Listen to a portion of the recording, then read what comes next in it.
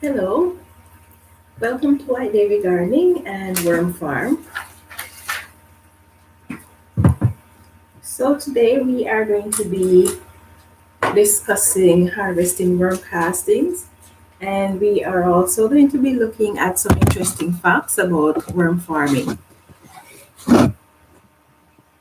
So how are you guys doing? Hopefully all is well with you. Oh, hi Russell. How are you doing?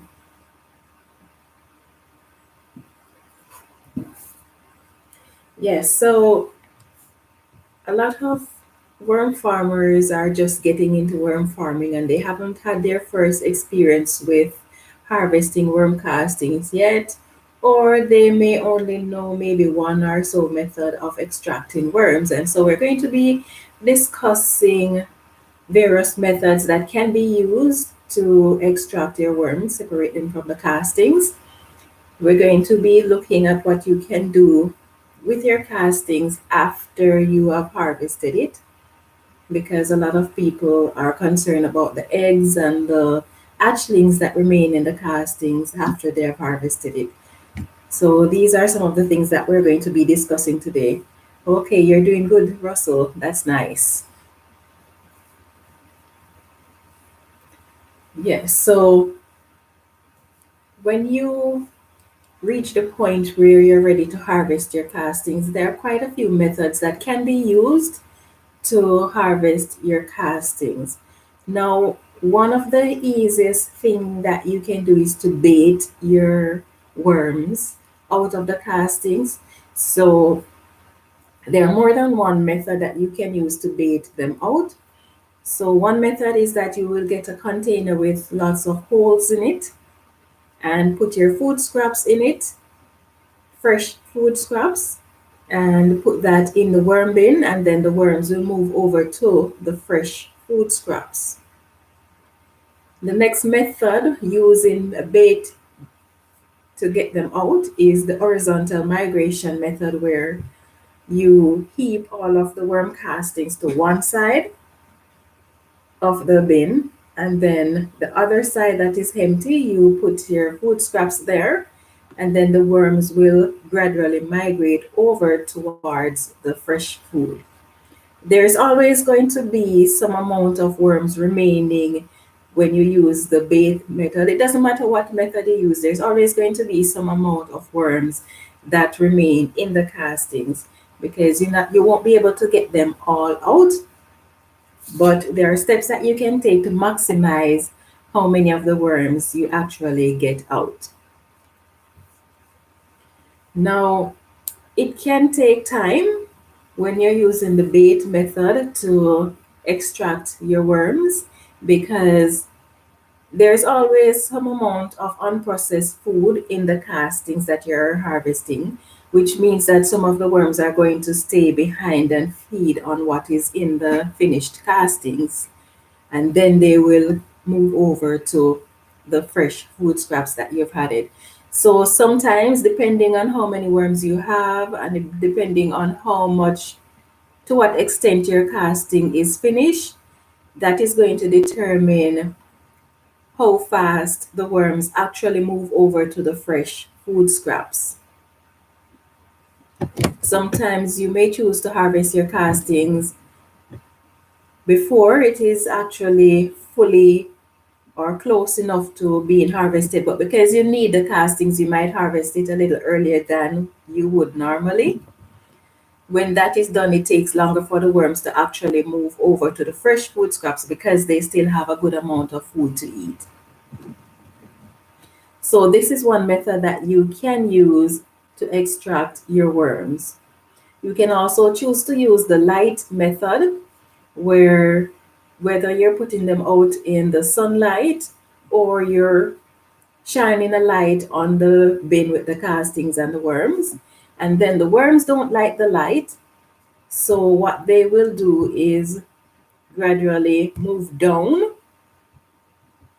in the bin, because they don't like the exposure to the light, because the light will dry out their skin, and depending on how close the light is to them, or depending on how intense the light is, it not only dry out their skin, but it actually paralyzes them if they're exposed to too much light.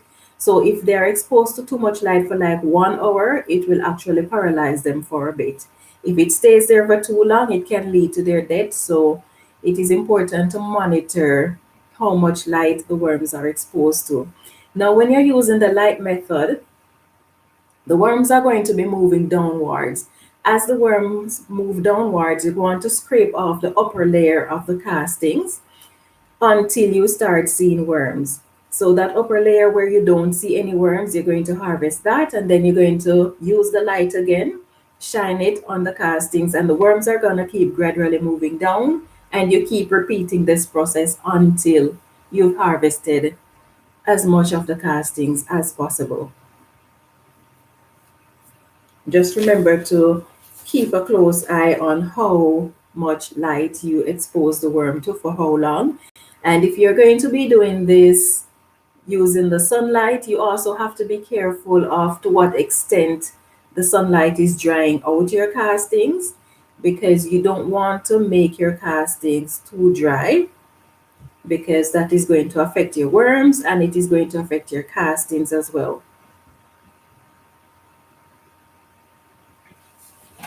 So sometimes, depending on the method of feeding or how much water you had to your worm bin, you might have more moisture in your castings than is ideal when it comes to harvesting, especially if you're going to be sifting your castings. And so you might need to dry out your castings a bit, dry to the extent where it is siftable, but not too dry, because as I mentioned before, it affects the worms and it affects the casting if it is too dry.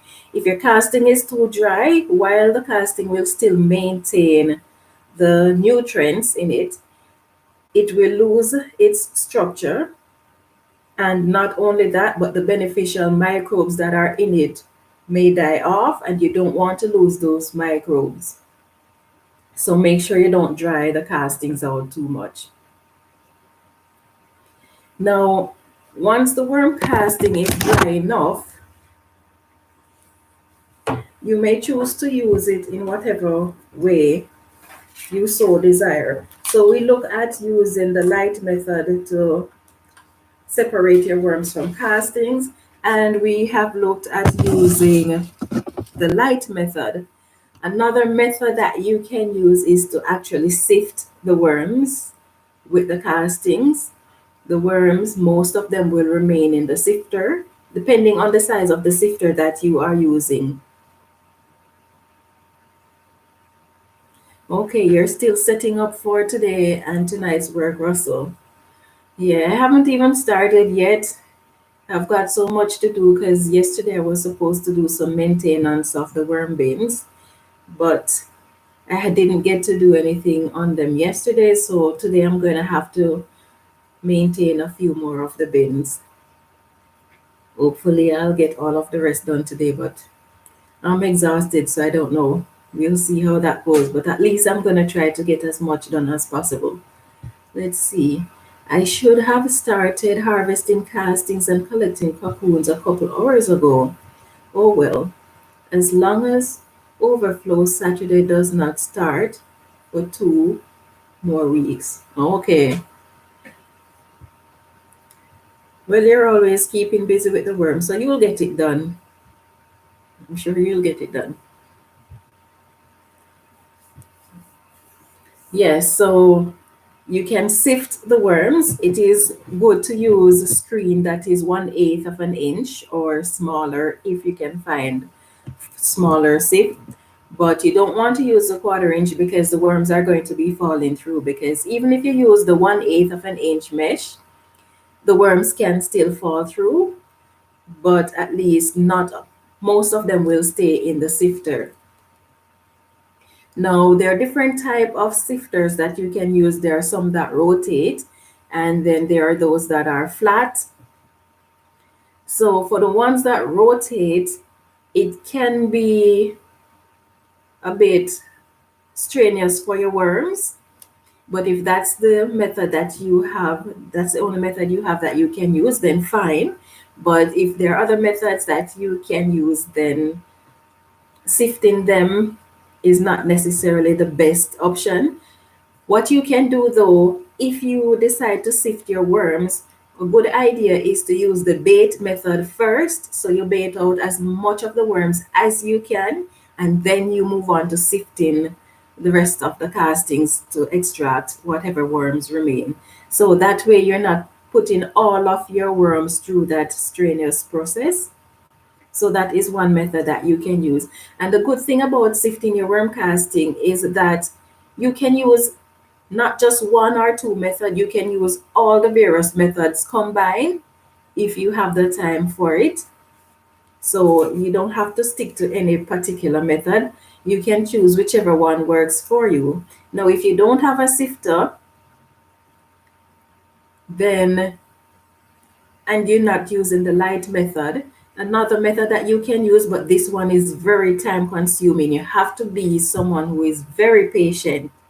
And this method is one that I used the first time I harvested castings. And that took me 1 month to get it done. But then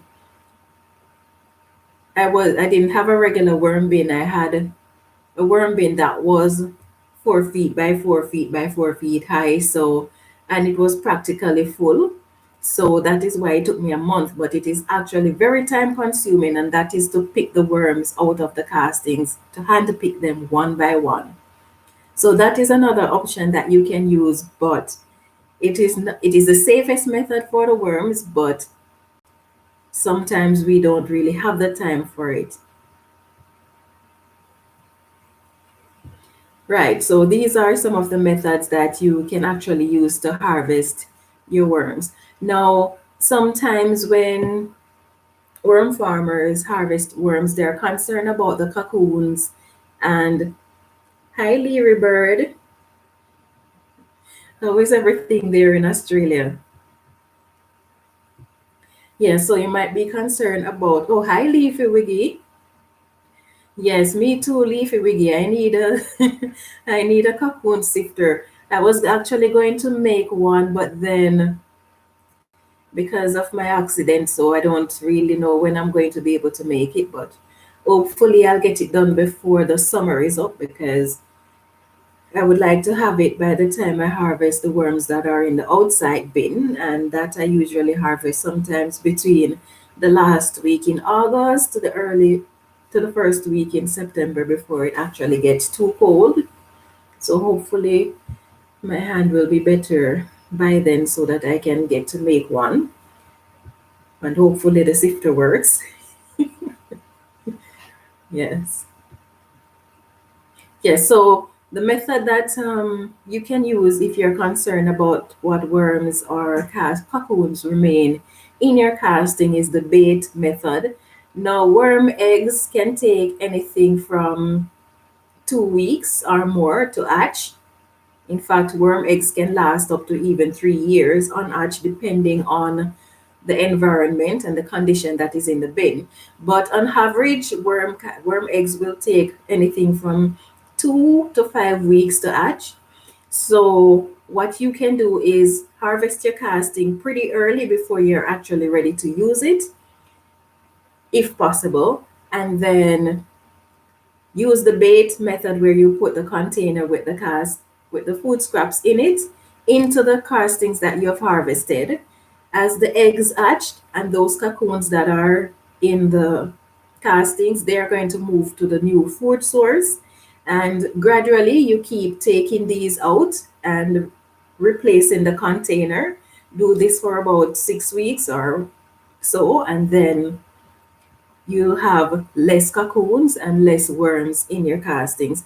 Of course, if you are just using the castings for your garden, you don't necessarily have to go through this method. It's all up to you whether or not you're okay with putting those cocoons and hatchlings into your garden, which is good for your garden. But then, if you live in an area where the temperature is freezing in the winter, those worms, chances are they are going to die off.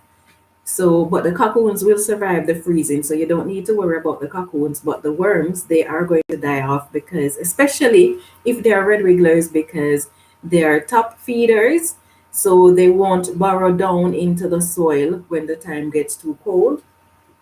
Yes, so if you are not concerned about having the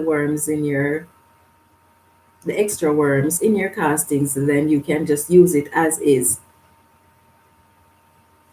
Let's see. Leary says, I hope your hand gets better. Thank you. Now, Russell says, the thing is, the worms are set up for sifting when the bedding is mixed. If done properly, the worms can handle the machines. Okay.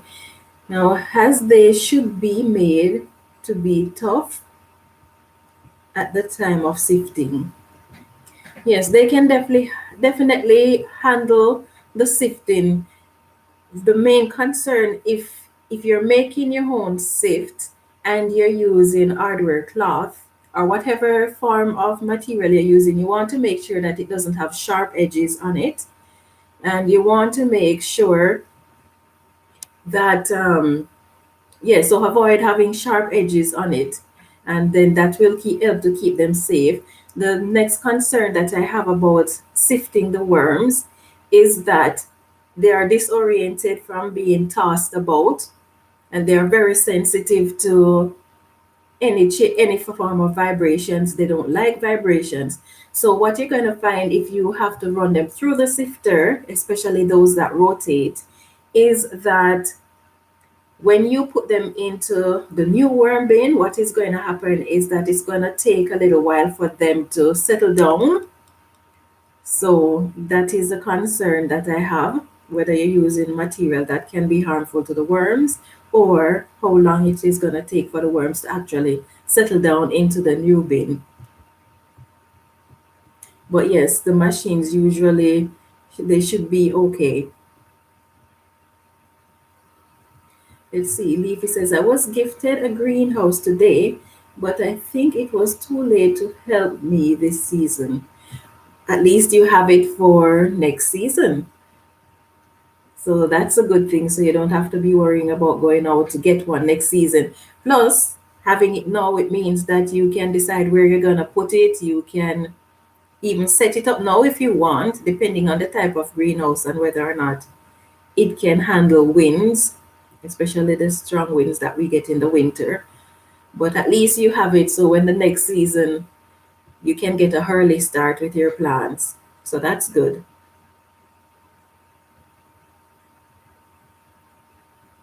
Okay, Russell, you say you're referring to near perfect conditions. Yes, because conditions are not always ideal.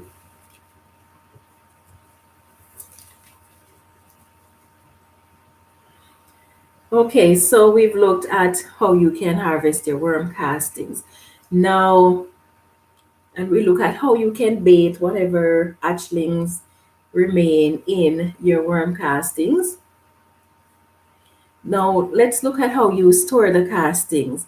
So, as I mentioned before, the eggs, the cocoons can survive freezing, worms do not.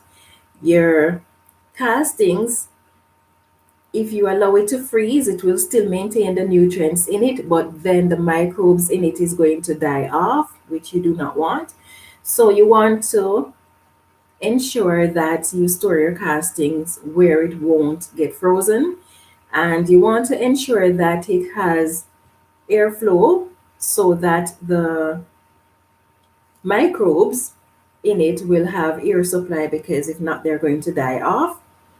They also need some amount of moisture, not a lot, just a little. Now, as regarding having airflow in the container that you're storing your casting in, it is very important that you do not have a lot of airflow, because that is going to dry out the castings and you don't want that. But you must have a reasonable amount of airflow.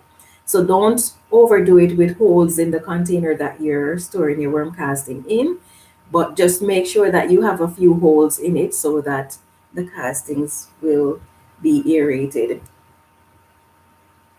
Okay, so now that we have looked at how to harvest and store your worm castings, let's look at some facts regarding worm castings. Let's see, Levy says, it came set up and seemed to be taking the current 40-kilometer winds. Okay, that's nice. That's nice.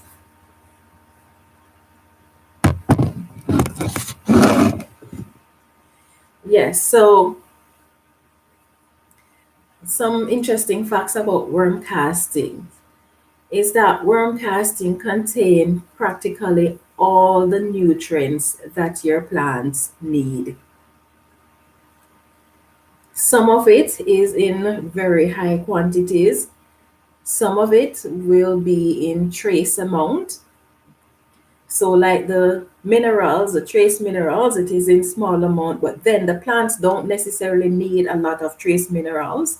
So the worm casting contain practically all the nutrients that your plants need. And one of the advantage of the worm casting is that not only does it contain the nutrients that your plants need, but then because it contains the beneficial microbes that are in there, these microbes can actually help to protect your plants from things like some plant pathogens and stuff like that. Let's see. Russell says, my bedding shredder motor burned out last week. Oh, I'm sorry to hear that. My two backup shredders are not too good. I pick up a shredder from Harbor Freight, the cheapest one. Modified the hopper to the top. Works great. Okay, good. At least now you have a shredder to use. I still don't have one yet. Every time I think about getting one and I'm wondering, do I really need it? But who knows? Sometimes, well, now I do. All this time I've been telling myself that I don't, but now I'm out of shredded material, but with my fingers damaged, I can't rip any papers for myself, so now I do. But that's fine. Okay, so can you over fertilize with worm castings? The good news is no, you cannot over fertilize with worm castings because worm castings will not burn your plants, and worm casting does not release all of its nutrients all at once. It slowly releases its nutrients. So, because of that, it can be in your soil for a pretty long time and slowly releases its nutrients. Now, if you had a lot of worm castings to your soil, the plants will use whatever nutrients it need from it. The rest of the castings that are actually there is going to be amending your soil, making your soil fluffier, making your soil better at retaining moisture. It is going to help to build the texture of your soil. So you cannot add too much castings. Now, if your soil already have really nice texture and all that, then you might not want to use a lot of castings because it's kind of like wasting the castings, but overall you cannot add too much castings to your garden. Now, how often though should you use worm castings? That depends because worm castings, if you had about an eighth of an inch to quarter of an inch of worm castings every 2 to 3 months, then that will help to build up your soil. Now, worm casting contain at least 5 times more nutrients than compost. So you don't need to use as much as if you were actually using compost. So that is one good thing. And then, as I mentioned before, it slowly releases the nutrients. So the nutrients is there for a good while. Now,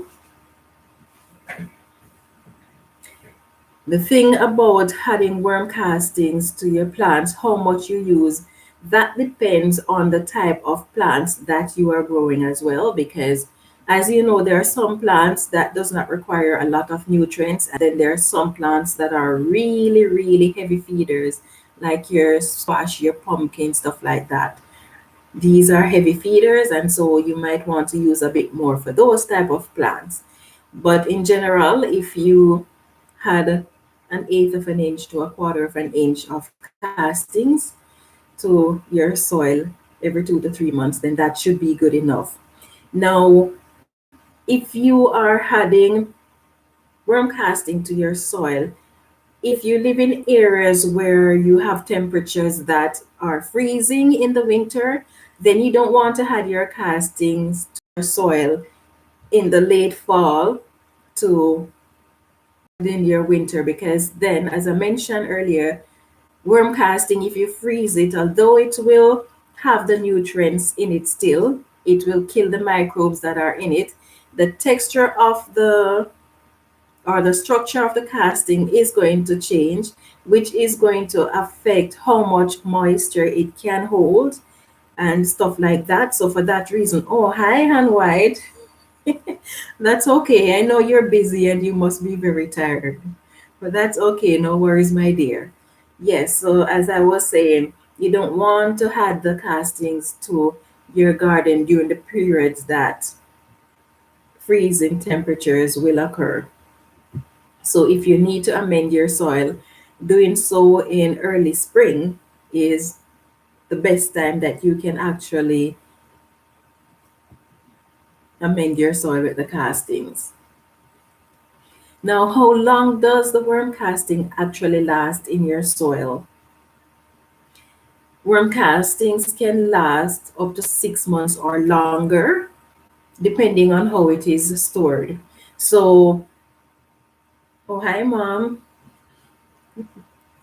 Yes, so if you keep it out of direct sunlight or out of UV grow lights, and if you keep it at a stable temperature as much as possible, then this will actually help to make it last longer.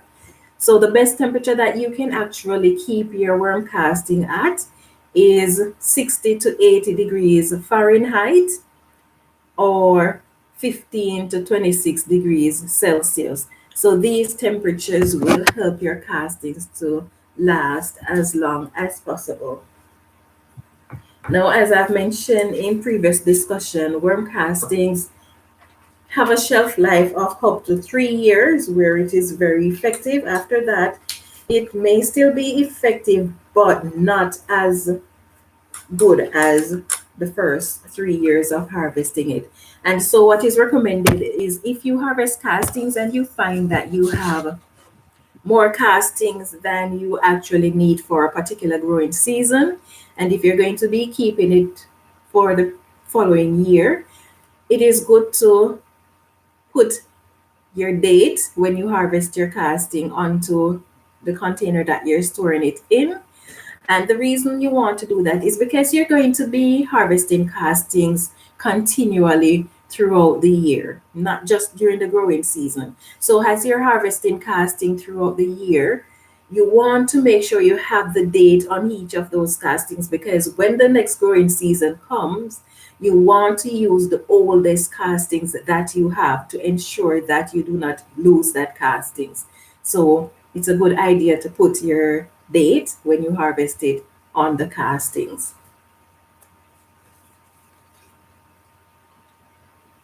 Now, can you add worm casting to the top of your soil? Yes, you can add it to the top of your soil. You can mix it into the soil. It doesn't really matter much which one you want to do. And if you it is very good if you're going to be transplanting that you had some to the hole that you're planting in, especially if you didn't get to mix the casting into the soil prior to planting. And then, as you may know, worm casting is good for helping plants that are not well. And when you disturb the root of the plants when you're going to transplant them, it can put your plants through transfer shock. Now, worm castings, especially if you use worm tea, is because the worm tea is going to break down faster. So the nutrients is more readily available than the casting itself. So you can use the worm tea to water your plants at that moment when you are transplanting it, and that will give the plants a boost. Or what you could do too with the worm casting is before you actually remove the plants from the seed tray, what you could do is use the worm tea or worm castings, say a week or so before, to feed the plant, to strengthen the plant so that when you transplant it, it will go through less of a transfer shock than if you're just going to be adding the casting at the point in time when you're going to be transplanting. Now, sometimes if you're someone who have to purchase worm castings, you might wonder, why is it that worm casting is more expensive than compost or more expensive than other soil additives? Now, this is for several reasons. One, it takes a longer time to process because even though the worms are going to be eating the food scraps faster than if you're doing regular composting, it still takes a lot because you don't have to do a lot to compost, but whereas worms are concerned, you have to maintain the worm bin. So you're being charged for the effort that that worm farmer is being put in. But the most important reason why the worm casting is more expensive than regular organic form of plant nutrients is because it has far more nutrients in it than regular compost. It have more nutrients, it have more microbes, it have far more benefits to your garden than regular compost. So for this reason, it is more expensive because it helps with aerating your soil, it helps with controlling pathogens in your soil, it helps in hydrating your soil or keeping your soil hydrated. So, because of the many benefits that it has in comparison to things like compost or other soil additives, that is why worm castings tend to be more expensive. But then, when you look at the benefits of it, then it is definitely worth it. And not only that, even though it has all these benefits, you still don't need to use the same volume that you would use if you were using compost. So, in a sense, per volume, it is more expensive, but when in terms of the amount that you use on each plant, it really does not really work out to be more expensive because you'll be using less castings than you would if you're using compost. Now, there are different levels of worm castings, or should I say, different quality of worm castings, because the quality of your worm casting is going to depend on what the worms are fed. It is going to depend on how the casting is stored. It is going to depend on so many different factors. So, and then it's also going to depend on the level of honesty of the person who is selling the castings. If you're someone who has to buy castings for your garden, it's going to depend on the level of honesty of that worm farmers, because some worm farmers will add things like sand and what compost and things like that to their castings to build volume. So there are different levels, different qualities in terms of worm castings. So that is one reason why it is such a good thing if you are able to produce your own castings, because then you're going to know exactly what you are getting, because you know what you put in, and what you put in is what you're going to be getting out.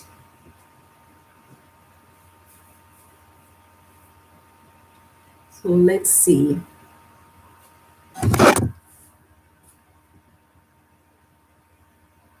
What is this on my screen?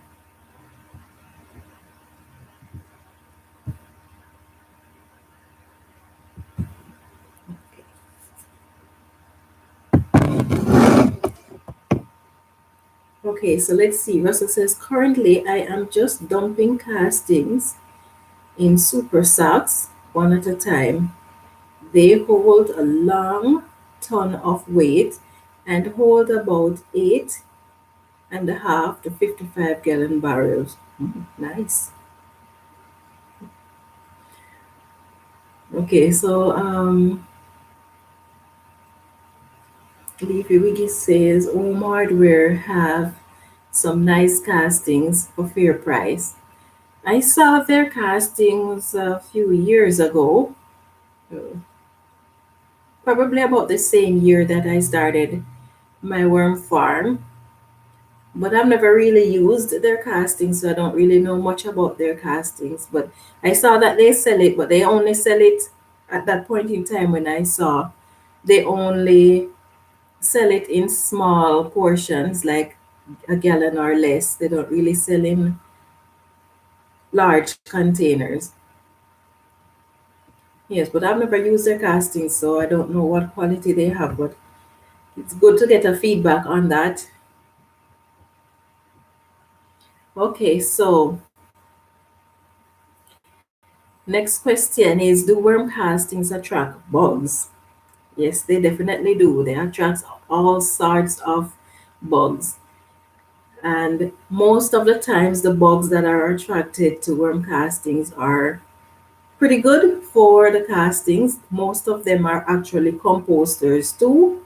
So they will help to compost the food scraps that you feed the bin. Some of them can be bad. So if you see bugs in your worm farm, then you don't need to worry much about it. It's a good idea to know the type of bugs that can be in your worm castings. Yes, so if you know the type of bugs that can be in your worm castings, then you can know whether you have the good ones or the bad ones, and then you're better able to take steps to control them if you see that you have the bad bugs. Now, can worm castings ward off some pests in your garden? Definitely, it can control some pests that are in your garden. It is said to be able to control things like white flies or spider mites, aphids, and other insects that feed on your plants. Now, research show that when casting is added around plants, and worm tea is added to the plant, it actually increase the production of an enzyme that is called chitinase. And now this enzyme will actually cause the chitin to break down. Now, chitin in their worm casting is a substance that is made up of the exoskeleton of those creatures that were in your worm castings. So the chitinase will actually cause this to break down. Now, when the insects feed on the leaves and absorb chitinase, its exoskeleton will actually dissolve, and that will result in the death of a lot of the creatures that are affecting your plant. So whether it is the aphids or the spider mites or stuff like that, the chitinase that is in the worm casting will actually dissolve their exoskeleton. So that is how the worm casting works in controlling pests, by destroying their exoskeleton, and that will lead to their death eventually. Now, what is the best way to use worm castings? Now, worm castings can be used for just about any plant that you have. Now, there are some plants that do not like a lot of nutrients, so in that case, you're going to minimize how much of the worm castings or how often you give these plants worm castings. But worm casting is good for whether it is your flowers, whether it is vegetables, fruit trees, whatever it is, you can use worm casting for pretty much any plant that you have. So for flowering plants and vegetables, you can use maybe about a quarter cup to half cup of castings for every 100 square foot of garden that you have. Of course, the amount that you use vary from person to person in terms of someone's opinion, but usually quarter to half cup of castings per 100 square foot of garden is usually what is recommended. And this is for like vegetable and flower garden. Now, if it is for things like heavy feeders, squash and stuff like that, then it is good to add castings monthly, especially when the plant reach to that stage where it starts to flower, because then it is going to need that extra nutrients in order to produce the fruit. For household plant, you don't really need a lot of worm casting, depending on the size of the plant, of course. So it is recommended that you use about a quarter cup for every 6 inch in diameter for larger indoor plants. Now half cup for every 12 inch diameter. So that is what you will use for your house plants. If you are going to add worm castings to your compost bin, because as you know, because of the microbes that are present in the worm casting, it gives the compost bin a boost so that it can start breaking down pretty quickly. So what is recommended is that you had a quarter inch or so of castings to each layer of your composting material that you're adding to your compost bin. And you do that every 2 to 3 months, and that will actually help to build up the microbes that are in your compost. Let's see.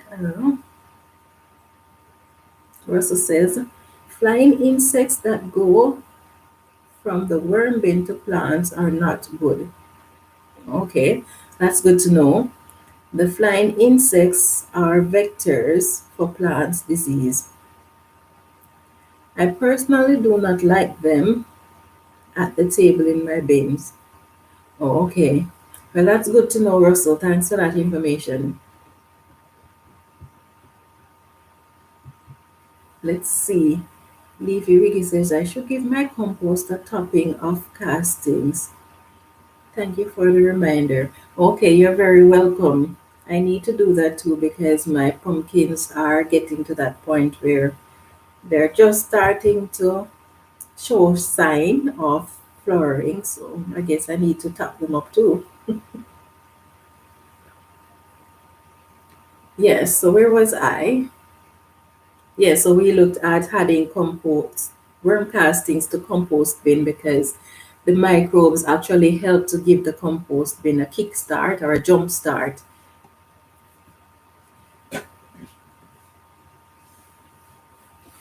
Right, so as I mentioned before, when it comes to the quality of your worm castings, if you are someone who is purchasing castings, then the concern is whether or not you're getting high quality casting or if there are other things that have been added to the castings to build volume.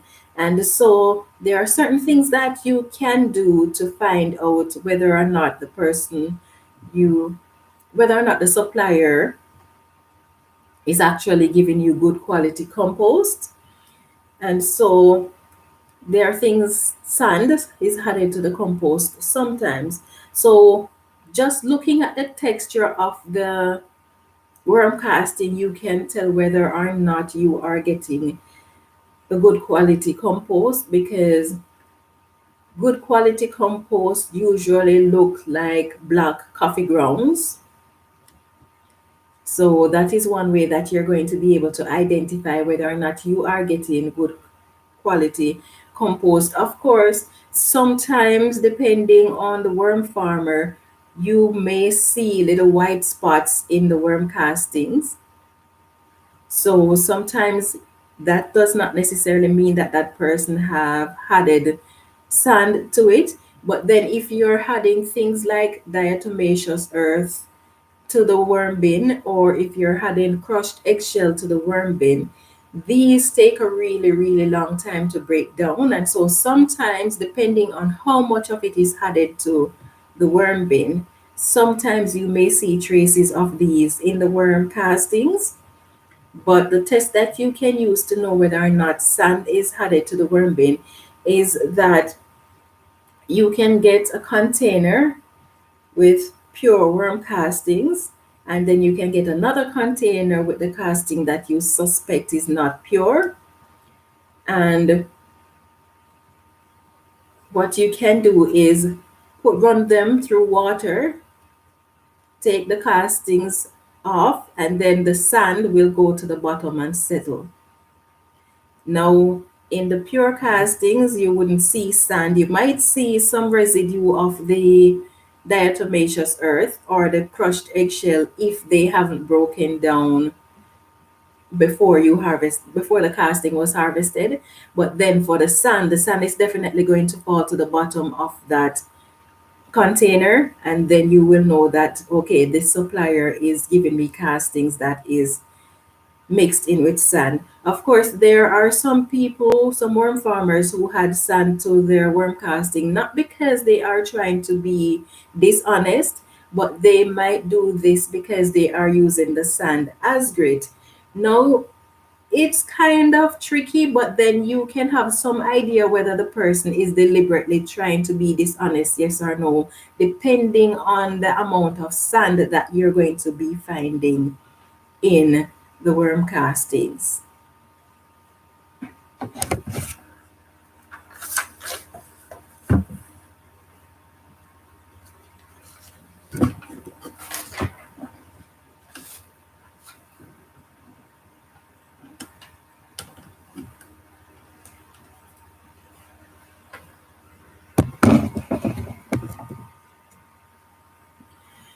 Okay, so one thing that you need to keep in mind when it comes to worm farming or anything else that you're doing in life, everyone has different experiences regarding the same type of product. And so opinions will vary from person to person depending on the outcome that that person have. And so when you get advice from various worm farmers in this case, it is good to compare the information that you receive from more than one worm farmers, because my experience might not necessarily be the same as yours, and yours might not be the same as the next person. So it is good to make a comparison of the information that you have received, and then by comparing them you can pick sense out of nonsense. And sometimes the information that you get from more than one person does not mean that because they're different all of them are nonsense. It does not necessarily mean that. It is just means that based on how this person run their worm farm, this is the outcome, and based on how that person run his worm farm, that is the outcome. So it is good to always compare information, because you want to make sure that the information that you are getting is the best. And sometimes you might follow all the instruction or the guidelines that you have regarding your worm farm, but then so many different factors can affect the outcome of your worm farm. For example, if I'm feeding food scraps and I'm feeding the same type of food scraps, the same volume of food scraps, the same time as another worm farmer, and that worm farmer lives in a warmer area and I'm living in a colder area, the result that the two of us get might not be exactly the same, because temperature does have an effect on worm farming. So, like I said, it is always good to actually look at the information that you get and take into consideration where the information is coming from, what exposure the material has had to environmental factors, things like that.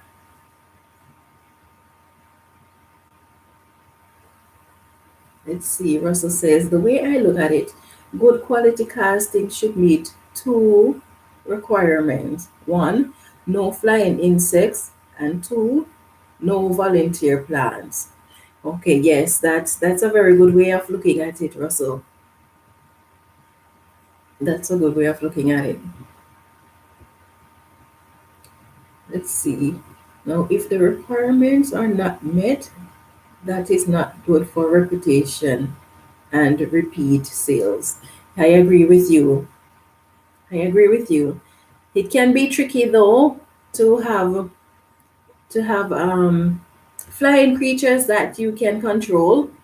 It might take a bit more effort to control it, but that is something that can be controlled.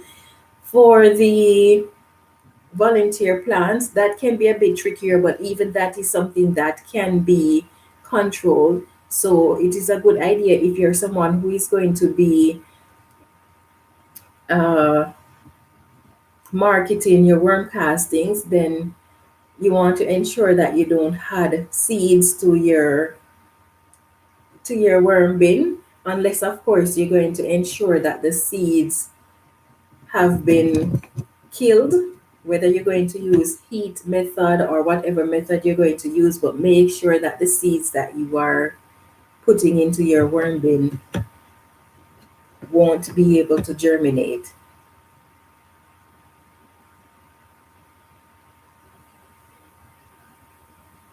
Israelensis BTI. What is that, Russell? What is that and what is it used for? Is it something you use to make sure that your seeds won't grow in your worm bin?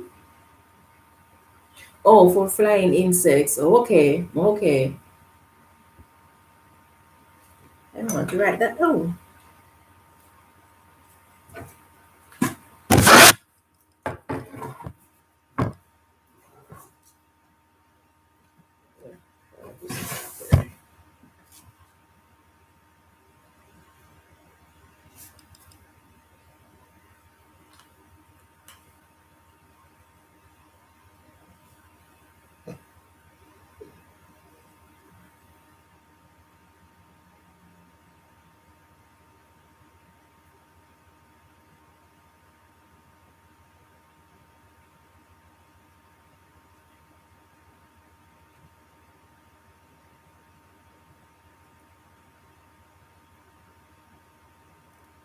Okay.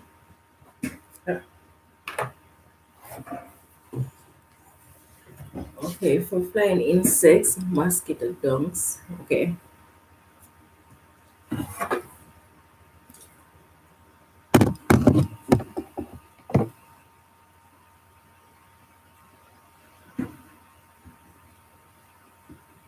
Now, is there any disadvantage to worm castings?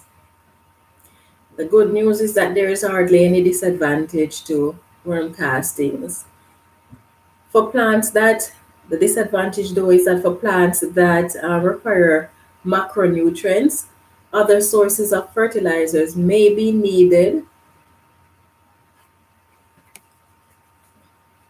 because plants may contain only trace amount of certain nutrients that your plants will need, but overall, most of the nutrients that your plants need is readily available in the castings. The main disadvantage of worm casting is that depending on when you start a worm farm and how much worms you have, how much food you feed your worms, it may take a while before you are actually able to harvest the amount of castings that you need for your garden. But other than that, there isn't really much of a disadvantage to worm castings. Let's see, Russell says, for me, seed size is considered before I give the worm. Small seeds go to red wigglers, and my garden, big seeds get sifted with night crawlers. Oh, okay, okay.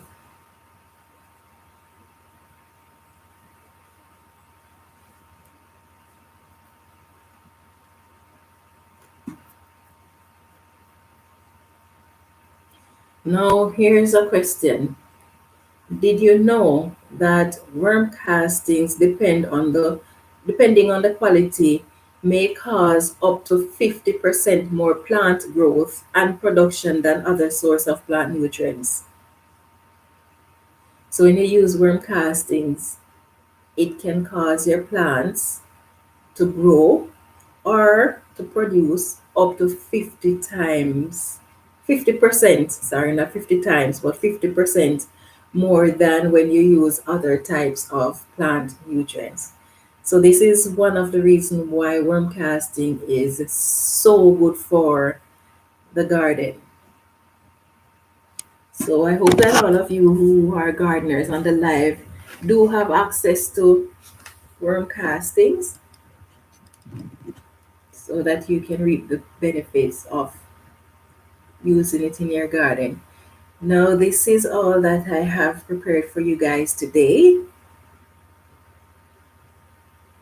So I hope that you guys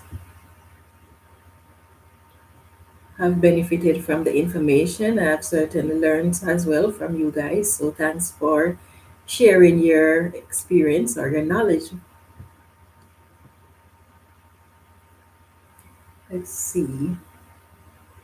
Russell says red wigglers are a pain in the butt, but they eat my garbage. I love them for that.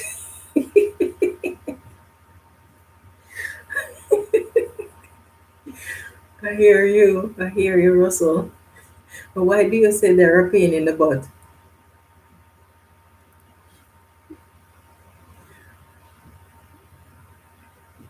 Yeah, I don't know. I love having them too.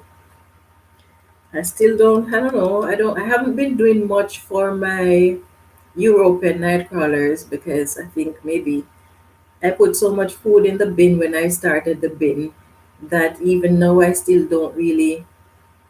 I've only fed their bin maybe once or twice since I started them. One bin I started when April, and the other bin I started sometimes, think sometime in last year, sometime last year, the latter part of last year. Yeah, I think in June or July, sometime there. So they have so much food that I haven't really had a need to feed them much. So I don't really know much about them. I still haven't learned a lot about the European night crawlers yet, but for the red wrigglers, I do like having them. Let's see. Russell says, oh, oh, not Russell, that's LP. Hi, LP. I got here just 10 minutes ago, maybe, or so far I've enjoyed this information, especially as I am working with my worms. Okay, good. Checking last week's feeding and pulling 120 red wigglers from harvested castings. Wow, that's a lot. Because of your advice, I'm going to put some more castings in my compost bin. We just got a bunch of rain this morning. Okay, that's nice. I'm still not getting any rain yet. I don't know why the rain is malicing us. And we could really use the rain because province across from us is having wildfire again.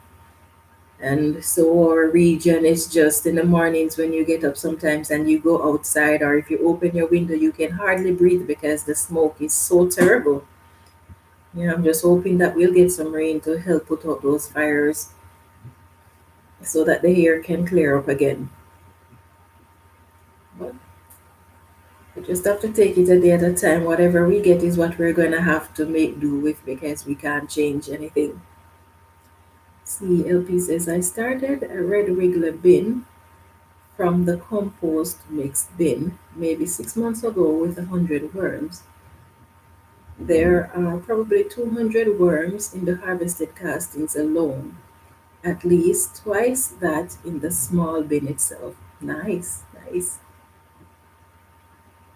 Also says, I got to go kill several volunteer tomatoes and cucumbers. they will be treated as green manure. Okay.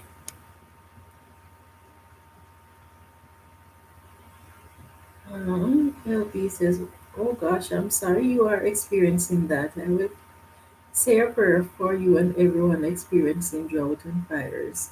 Okay, thank you, my dear. Thank you. Yeah, so anyway, gonna have to go and look after my worms now. So I'm gonna say goodbye to you guys. Thank you all for your participation in the live, and I hope you have a wonderful weekend.